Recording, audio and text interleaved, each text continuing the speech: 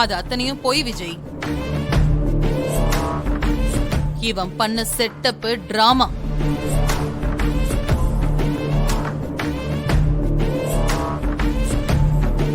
மகா கிட்ட விக்ரம் ஏதோ அமெரிக்கால இருந்து போன்ல பேசுற மாதிரி விக்ரம் குரலையே பேசி ஏமாத்திருக்கான்.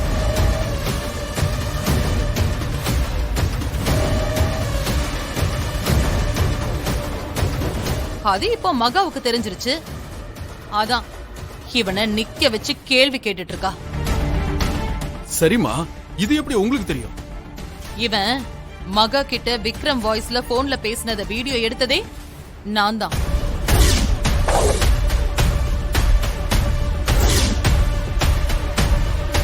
என்னமா சொல்றீங்க? நீங்க வீடியோ எடுத்தீங்களா? எப்போ? நேத்து நைட்டு நானும் கிருப்பாவும் டின்னர் சாப்பிடுறதுக்காக ரூம்ல இருந்து வந்துட்டு இருந்தோம். அப்ப இவனோட ரூமை கிராஸ் பண்ணி போகும்போது யதார்த்தமா நாங்க பார்த்தோம். இவன் அப்படியே அச்சு அசலா விக்ரம் மாதிரியே பேசிட்டு இருக்கான். எங்க 2 பேருக்கும் தூக்கி வாரி போட்டுடுச்சு. யார்கிட்ட இவன் விக்ரம் குரல்ல பேசி ஏமாத்திட்டு இருக்கான்னு பார்த்தா நம்ம மகா கிட்ட பேசிட்டு இருக்கான்.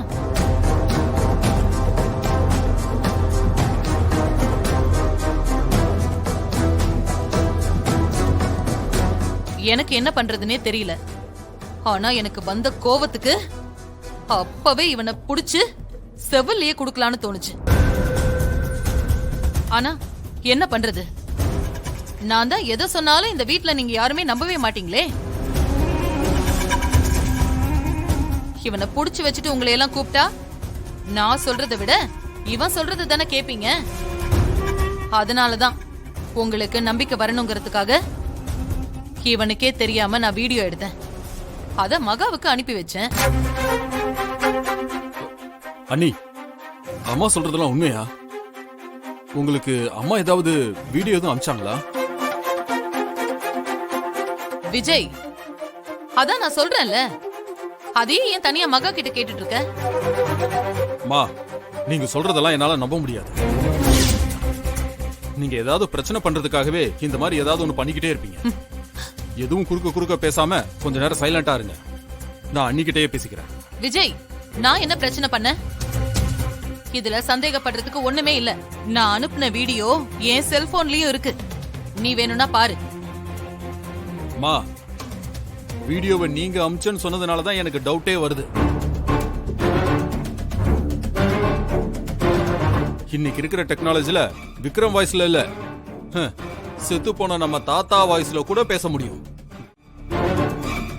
விஜய், நான் சத்தியமா சொல்றேன், வீடியோல விக்ரம் குரல்ல பேசினது இந்த வெற்றி தான். நீ வேணும்னா இவன்கிட்டயே கேட்டு பாரு. ஏ வெற்றி, என்ன அமைதியாவே நின்னுட்டு இருக்க?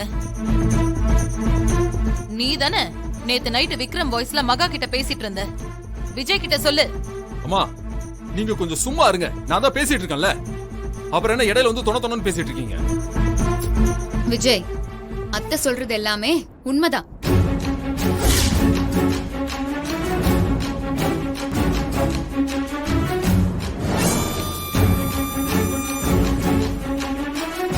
கொஞ்ச நேரத்துக்கு முன்னாடி விக்ரம் போன் பண்ணி பேசினாருன்னு நான் உங்ககிட்ட சொன்னப்போ நீங்க கூட விக்ரம் தான் பேசினாரா இல்ல அவர் வாய்ஸ்ல வேற யாராவது பேசினாங்களான்னு கேட்டீங்கல்ல.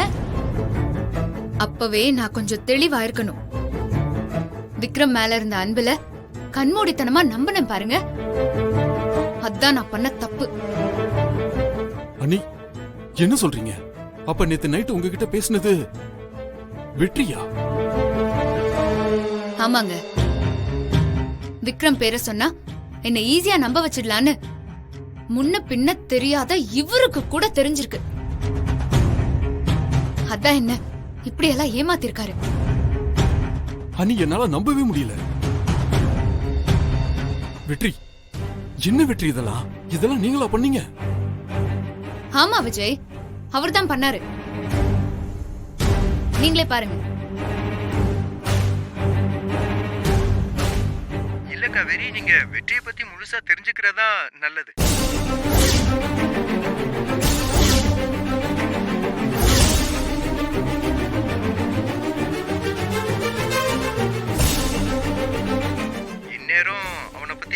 முழுசா சொல்ல முடியலைனாலும் நீங்க தெரிஞ்சுக்கணுமேன்றதுக்காக வேணா உன்னை பத்தி சொல்றேன்.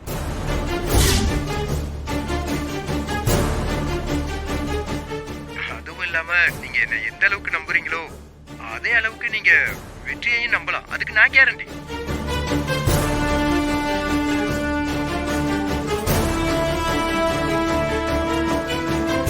நான் திரும்ப வீட்டுக்கு வர்ற வரைக்கும் வெற்றி நம்ம வீட்டுல தான் இருப்பான். எதுக்காக வெற்றி இப்படி பண்ணீங்க? யார் உங்களை இப்படி எல்லாம் பண்ண சொன்னா சொல்லுங்க. ஏய், கேக்குறாங்கல்ல, வாயில என்ன கொழுக்கட்டையா வச்சிருக்க? வாயை திறந்து சொல்லு, மகாவை எதுக்கு இப்படி ஏமாத்துன? வெற்றி, அந்நிய பிரச்சனையில இருந்து காப்பாத்துனீங்கன்னு கேள்விப்பட்டதுல இருந்து உங்க மேல எனக்கு பெரிய மரியாதை இருந்தது. நீங்க எதுக்கு விக்ரம் மாதிரி அன்னிக்கிட்ட பேசுனீங்க? சொல்லுங்க வெற்றி.